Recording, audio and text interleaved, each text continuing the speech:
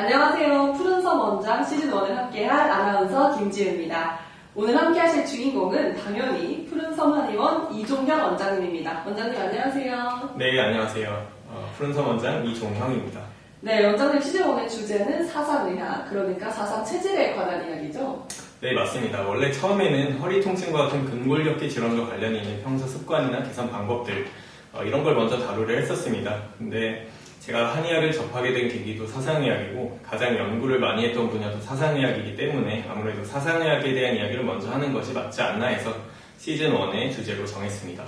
그렇군요. 사상의학이라 하시면 태양인, 태음인 이런 것들 말씀하시는 거 맞죠? 인간의 네 가지 체질로 구분하는 TV에서도 봤던 것 같고 보면서 제 체질도 궁금했던 기억이 나는데요.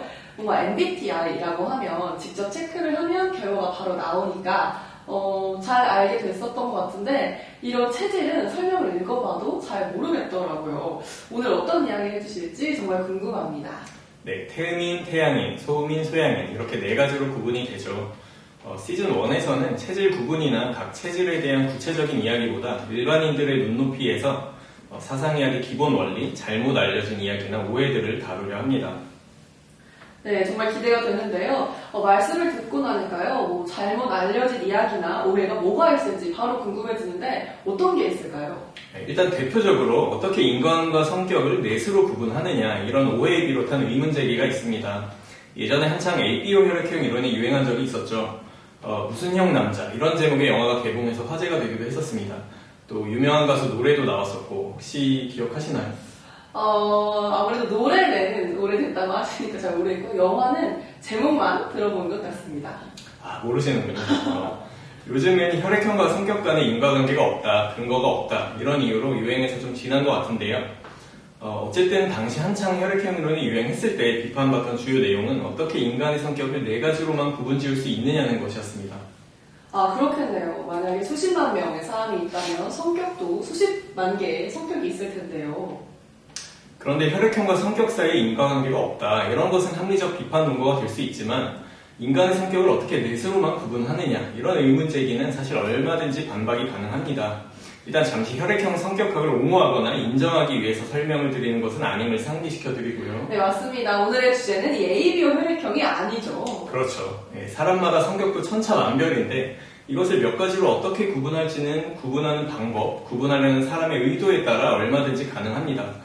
가령 겨울이 싫고 여름은 좋은 사람과 여름은 싫고 겨울이 더 좋은 사람, 둘 다 좋은 사람, 둘 다 싫은 사람 이렇게 구분을 해보면 대충 네 가지로 구분이 되겠죠. 그렇겠네요. 사람이 기준을 잡기 나름이겠네요. 맞습니다. 수십 수백만의 사람들을 이렇게 구분을 하면 일단 네 가지 카테고리 안으로 모두 분류될 것입니다. 그런데 이 중에는 여름이 겨울보다 정말 미세하게 더 좋은 사람도 있을 것이고 어느 계절이든 좋지도 싫지도 않은 두루 뭉실하게 느끼는 사람도 어쨌든 어딘가에 소속이 되어 있을 것입니다. 이렇게 나눈 다음 여름이 좋은 사람들을 관찰해보니까 더 활달하더라, 낙천적이더라, 겨울을 좋아하는 사람들은 더 차분하더라, 혹은 로맨틱하더라 이렇게 성격적인 경향이 나타날 수도 있습니다. 물론 모두 가정입니다. 네, 지금 계절 성격학이 만들어진 것 같은데요. 네, 하지만 이런 계절 성격학이 학문으로 발전하기 힘든 이유가 있죠. 뭐가 있을까요? 글쎄요, 딱히 필요가 없을까요? 네, 그것도 맞습니다. 효용 가치가 기대되어야 계속 연구되고 발전할 가능성이 높겠죠. 또 한 가지는 일단 계절 선호도라는 것 자체가 고정적이지 않죠. 어떤 한 사람의 취향이 시간이 지나면서 바뀌기 마련이니까요. 그래서 계절에 대한 취향으로 성격을 구분하고자 하는 기준 자체가 별 의미가 없을 수 있습니다. 당장 한 달 뒤에 취향이 반대로 바뀔 수도 있잖아요. 또 막상 여름을 좋아하는 것과 위에서 언급한 성격적 특징 사이에 아무런 인과관계가 나타나지 않을 수도 있고요. 네, 맞습니다. 저도 어렸을 때랑 지금이랑 좋아하는 계절이 많이 바뀐 것 같습니다.